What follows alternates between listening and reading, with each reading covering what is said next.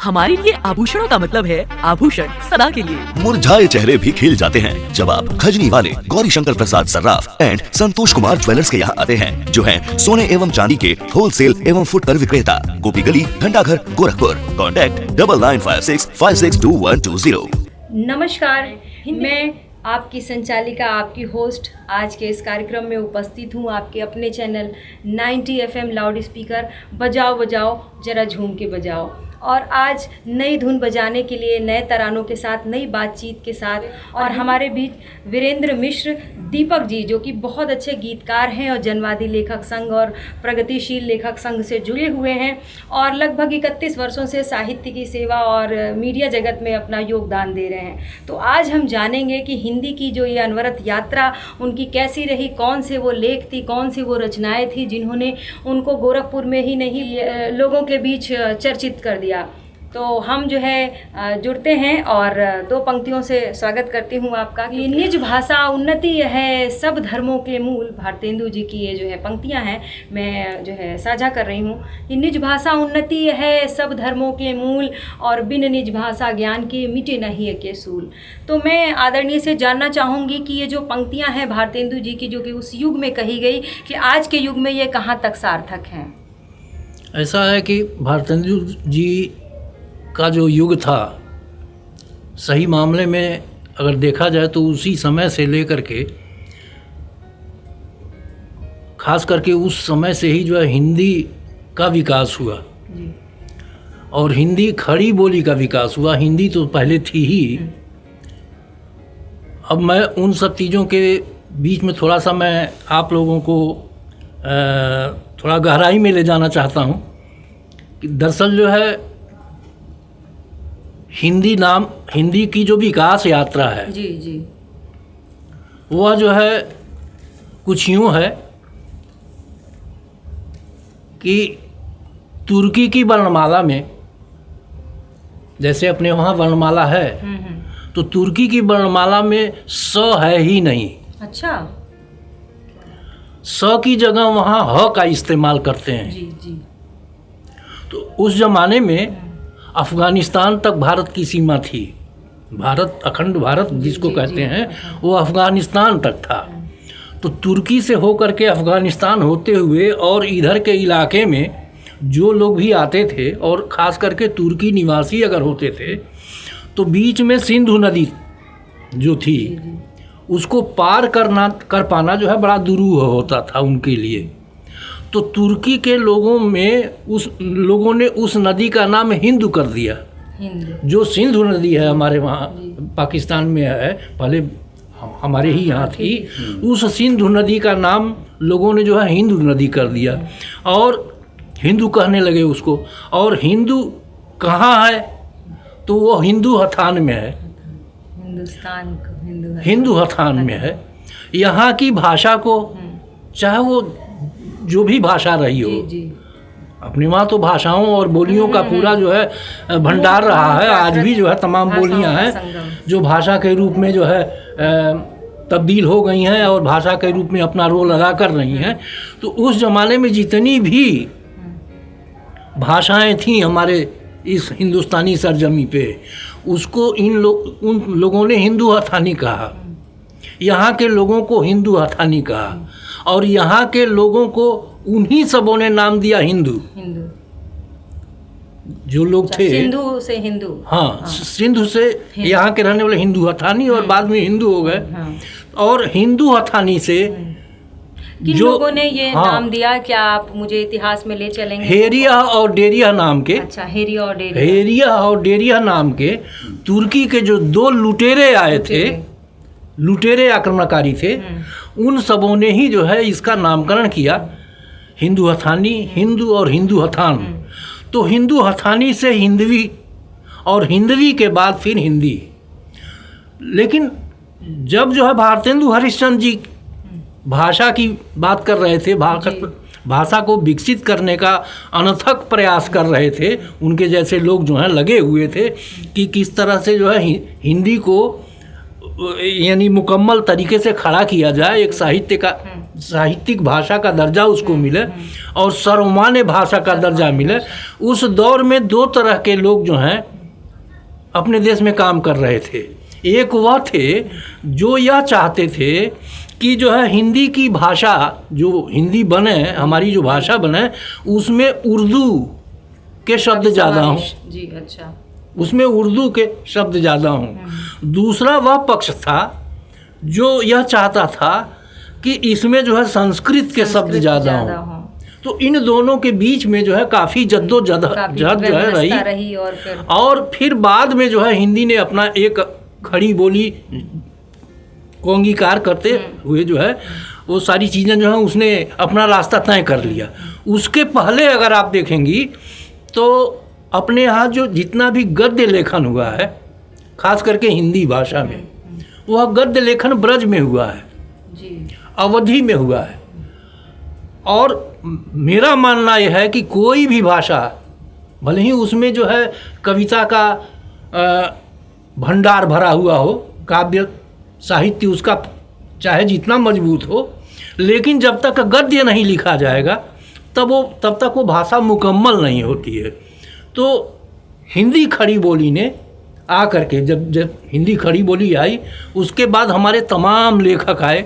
भारतेंदु युग के बाद जो है महावीर प्रसाद द्विवेदी युग, और उसके बाद तो फिर लेखकों का पूरा लंबा चौड़ा जो है एक रहा है। तो इन लोगों ने हिंदी भाषा को विकसित किया, जो आज जो है हिंदी यहाँ पर है। दूसरी चीज़ जो है, मैं एक चीज़ ये कहना चाहता हूँ, हिंदी एकमात्र ऐसी दुनिया की भाषा है, दुनिया भर की भाषा है कि जो लिखी जाती है वही बोली जाती है। वाह, मतलब इतनी समृद्धि हिंदी में, इतनी जो इतनी वैज्ञानिक भाषा है जी। जबकि अंग्रेजी में ऐसा नहीं है। अंग्रेजी में पीयूटी पुट होता है, बीयूटी बट होता है, और एचयूजी हग हो जाता है जी। तो वहाँ जो है अगर साइकोलॉजी लिखना है तो लिखेंगे पिसाई कालोगी। बिल्कुल बिल्कुल। तो उच्चार कुछ साइलेंट वर्ड होते हैं, लेकिन नाइफ लिखना है तो कनाइफ लिखते हैं, लेकिन हिंदी में ऐसा नहीं है। हिंदी के जो उसके जो है अपने शब्द हैं जो बाहर से आयातित नहीं हैं, उन शब्दों को हिंदी में जो लिखा जाता है वही पढ़ा जाता है। दुनिया में इतनी जो है वैज्ञानिक भाषा कोई दूसरी नहीं है। बहुत अच्छी ज्ञान की बातें अभी आपने बताई। एक प्रश्न और मेरे मस्तिष्क में गूंज रहा है कि अभी तो हम युगों की बात कर रहे थे, उस इतिहास की बात कर रहे थे जहाँ से हिंदी की यात्रा शुरू हुई और मूल रूप में थी, प्राकृत रूप में थी, बाद में उसको संवैधानिक रूप से जो है स्वीकार किया गया, भाषा का दर्जा दिया गया। तो जब कंस्ट्रक्शन हो गया, जब उसका जो है विकास हो गया, ये कहें कि जो है गणना की गई कि हाँ हमें हिंदी ऐसे, तो वो रूप और पिछले रूप में कि क्या अंतर था आपको? ऐसा है, धीरे देखिए भाषा धीरे धीरे जो है प्रयोग करते करते भाषा का ढर्रा जो है, लिखने पढ़ने वाले जो है ढर्रा पकड़ते हैं और भाषा स्मूथ होती जाती है। उसमें एक जो है लचीलापन, और उसमें जो है क्या कहा जाता है, तरलता जिसको कहते हैं, तरल रूप से वो बहने लगती है। तो आज जो हिंदी में लिखा जा रहा है वह जो है पहले की अपेक्षा, पहले भी तमाम चीज़ें लिखी गई जिसमें जो है ठहराव कम थे, बहुत अच्छे अच्छे लोगों ने लिखा। जैसे तमाम रचनाकारों ने, लेखकों ने जो है गद्य गीत लिखे हैं, उनको पढ़ कर के यह लगेगा ही नहीं कि हम कोई जो है गद्य पढ़ रहे हैं, लगेगा कि जो है हम गीत पढ़ रहे हैं। उस तरह की जो है रवानी उसमें उनकी भाषा में हुआ करती है, उन गद्य गीत लेखकों के। तो इसी तरह से जो है धीरे धीरे करके जो है हिंदी को सहज, सरल और सुग्राह्य बनाने का जो काम हुआ, तो उसमें सबसे ज़्यादा रोल जो है हमारी क्षेत्रीय भाषाओं और बोलियों का है। हम जो भी जो है लेखन करते हैं, अगर हम उसमें अपनी क्षेत्रीय भाषाओं के एक आध शब्द उसमें डाल करके एक प्रायोगिक तौर पर अगर हम आगे बढ़ते हैं, लिखते हैं, तो वह ज़्यादा सुग्राह्य होती है, ज़्यादा संप्रेषित होती है, लोग जो है समझ में आती है। तो हिंदी में काम बहुत हुए हैं। हाँ, एक चीज़ जो अभी 2 दिन पहले मैंने सुना, हमारे एक मित्र हैं BHU में जो है प्रोफेसर रहे हैं हिंदी के, प्रोफेसर सदानंद शाही, उनका जो है बंगाल के एक विश्वविद्यालय से OMU पर हस्ताक्षर हुआ है।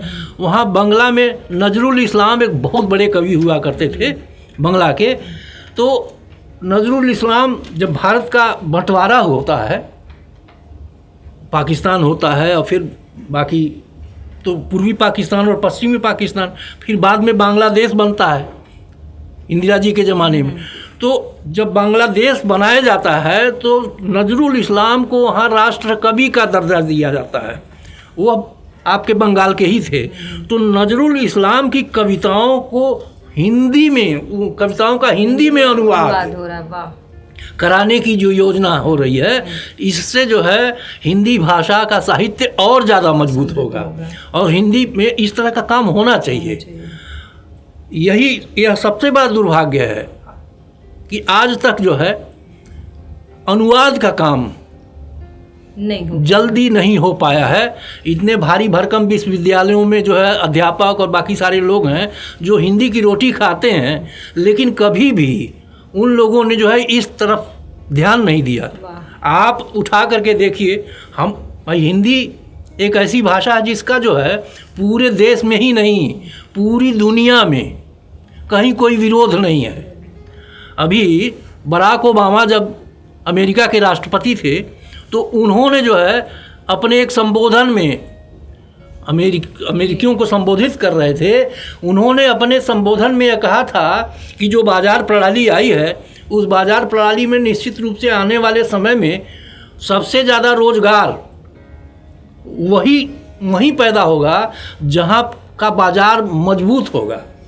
बाज़ार के रूप में दुनिया में दो ही देश हैं जनसंख्या के लिहाज से, एक चीन और दूसरा भारत। तो उन्होंने यह कहा था कि अमेरिकनों को भी हिंदी सीखनी चाहिए, क्योंकि अगर अमेरिकन हिंदी नहीं सीखेंगे, नहीं बोल पाएंगे, तो आने वाले समय में उनका जो है सरवाइव कर पाना बड़ा मुश्किल होगा। तो यह बड़ी बात उस आदमी ने कही थी और शायद यही वह कारण है कि आज दुनिया भर में हिंदी न केवल जो है पढ़ाई जा रही है, बल्कि आपके सुखद संज्ञान में मैं डाल दूं कि दुनिया के 113 विश्वविद्यालयों में हिंदी पढ़ाई जाती है। इससे बड़ी हिंदी की समृद्धि कोई नहीं होगी कि विश्व स्तर पर हिंदी जो है अपना नाम रोशन कर रही है। और ये देन है आप जैसे हिंदी लेखकों की, आप जैसी जनवादी सोच रखने वाले लोगों की, क्योंकि जहाँ पे ऐसे लोग होंगे जहाँ पे सामाजिक विचारधारा के विरुद्ध हम नहीं कह सकते, बल्कि समाज के साथ में चलते चलते समाज के विकास के लिए आप काम करते हैं। मैंने कई आपकी रचनाएँ पढ़ी, कुछ ऐसी रचनाएँ जो कभी कभी लोग उससे नाखुश भी रहते हैं और उनको लगता है कि आपने ये क्या लिख दिया, लेकिन कुछ ऐसे उस ज़माने के भी लेखक रहे और उस समय उनकी रचनाओं को नहीं स्वीकार किया। लेकिन जब पीढ़ी परिवर्तित हुई, एक समय बदला, तब लोगों ने समझा कि ऐसी रचनाओं की ज़रूरत होती है। जनवादी लेखकों की सोच हमेशा अपने आगे वाली पीढ़ियों के लिए होती है। तो कुछ एक ऐसी रचना जो कि राजनीति पर आपने लिखी हो या समाज के विकास के लिए आपने लिखी हो, तो मैं चाहूँगी कि हमारे दर्शकों को, श्रोताओं को आप सुनाएं। देखिए मैडम, एक बात कह रहा हूँ, ये बड़े साहित्यकारों का भी कथन है, ये मेरा अपना नहीं है जी, कि रचना वही होती है, साहित्य वही होता है जो श्रोता अथवा पाठक को उद्वेलित कर दे। जी, क्या बात है। अगर वह उद्वेलित नहीं कर पा रहा है तो साहित्य नहीं है। हम साहित्यकार, लिखने पढ़ने वाले लोग, हम लोग यथा स्थिति में हस्तक्षेप करते हैं। जैसे पानी वाला तालाब होता है और वो शांत जल है, उसमें लहरें नहीं उठ रही हैं, लेकिन हम एक कंकड़ उठा करके उसमें जब फेंकते हैं तो एक लहर पैदा होती है। तो एक साहित्यकार का कुल मिलाकर के काम यही दायित्व है, यही दायित्व है कि हम कंकड़ उठा करके फेंकें, लोगों को जगाएं, सोए हुए लोगों को जगाएं। कि हिंदुस्तान के एक बहुत बड़े नाटककार सफदर हाशमी, जिसका नाम जी विश्व में लिया जाता है और नाटकों हिंदुस्तानी रंगमंच पर जो है सफदर हाशमी एक जाज्वल्यमान जो है सितारा के तरह थे। उन्होंने जो है मुझे चिट्ठी लिखी कि सर जो है यह गीत मैं चाहता हूँ, इस गीत को हंस ने छापा था जी जी। और वहीं से उनको मिला, तो उन्होंने कहा कि मैं अपने नाटक में प्रयोग करना चाहता हूँ। तो उन्होंने प्रयोग किया। आज भी जो है उनके द्वारा लिखे गए उस नाटक में, खास करके हिंदुस्तान नामक नाटक में, यह गीत आज भी प्रयोग किया जाता है दिल्ली में। तो मैं वो गीत सुना रहा हूँ। महंगाई बेकारी को, महंगाई बेकारी को, भूख और बीमारी को, संगीनों की नोक पे टांगे बच्चों की किलकारी को। महंगाई बेकारी को, भूख और बीमारी को, संगीनों की नोक पे टांगे बच्चों की किलकारी को। लेकर सीना तान चलेगा नई सदी में, नए ढंग से अपना हिंदुस्तान चलेगा।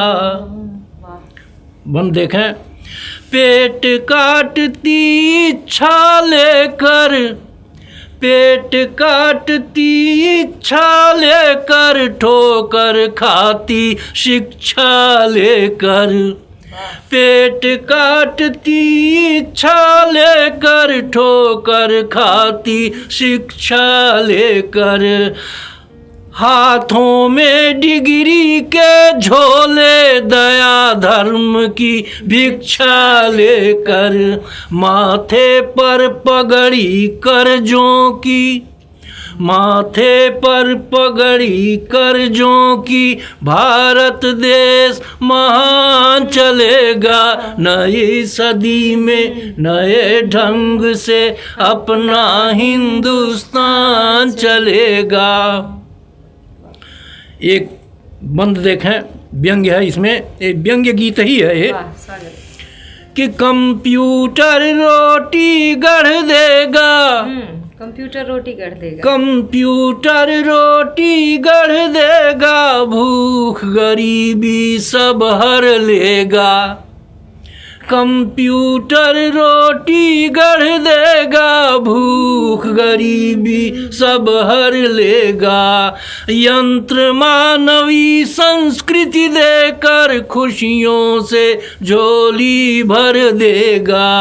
फटी योजना की धोती को ओढ़ पहन प्रस्थान करेगा नई सदी में, नए ढंग से अपना हिंदुस्तान चलेगा।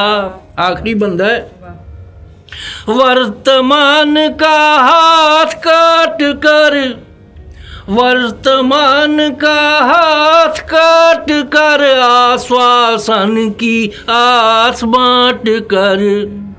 वर्तमान का हाथ काट कर, आश्वासन की आस बांट कर। इच्छाओं के भी पर होंगे, मुर्दों में विश्वास बांट कर। भूतकाल के मुँह पर कालिख, पर भविष्य अविराम चलेगा नई सदी में, नए ढंग से अपना हिंदुस्तान चलेगा।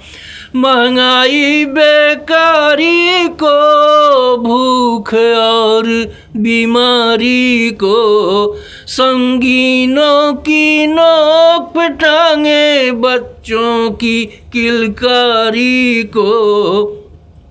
लेकर सीना तान चलेगा नई सदी में, नए ढंग से अपना हिंदुस्तान चलेगा।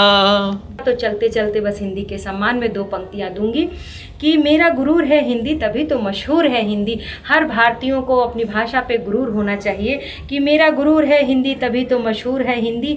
कैसे बताऊं हिंदी क्या है, कैसे बताऊं हिंदी क्या है, मेरी ममता है मेरी माँ है। कैसे बताऊं हिंदी क्या है, मेरी ममता है मेरी माँ है।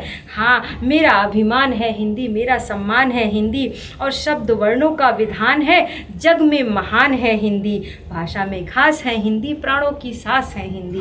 भाषा में खास है हिंदी, प्राणों की श्वास है हिंदी। हिंदी हिंदी हिंदुस्तान। जय हिंदी। हिंदी को वंदन करती हूँ और आप सभी के बीच अगले सप्ताह फिर ऐसा कोई कार्यक्रम लेके आएंगे जिसमें हम भाषा पर चर्चा करेंगे। और आज साहित्य की ये गोष्ठी, साहित्य के संगम में हमारे साथ वीरेंद्र मिश्र दीपक जी थे और जो अपने ज्ञान के दीपक से प्रकाश फैला रहे थे। तो आज के इस कार्यक्रम से हमें विदा दीजिए। तब तक के लिए खुश रहें, मंगल रहें। नमस्कार।